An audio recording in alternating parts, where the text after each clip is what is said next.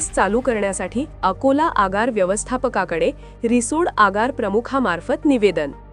वाशिम जिल्हा प्रतिनिधी नारायणराव आरू पाटील।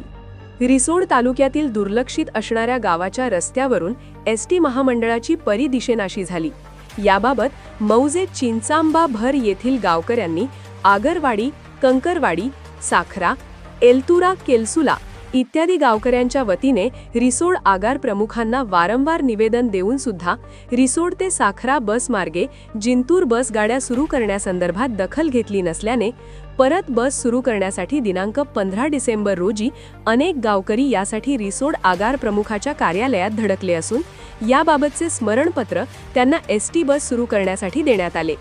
या अगोदर आगार व्यवस्थापनाकडे अनेक वेळा विनंती करून निवेदनं दिली, त्याची दखल सुद्धा घेण्यात आली नाही। या रस्त्यावर या अगोदर अनेक वेळा गाड्या सुरू होत्या, परंतु कालांतराने त्या बस गाड्या बंद करण्यात आल्या। रिसोड ते परभणी ही गाडी सुद्धा सुरू केली, बंद केली, परंतु या रस्त्यावरील गावातील लोकांना रिसोडला येण्यासाठी व शाळेतील विद्यार्थ्यांसाठी कोणतीही बस नाही।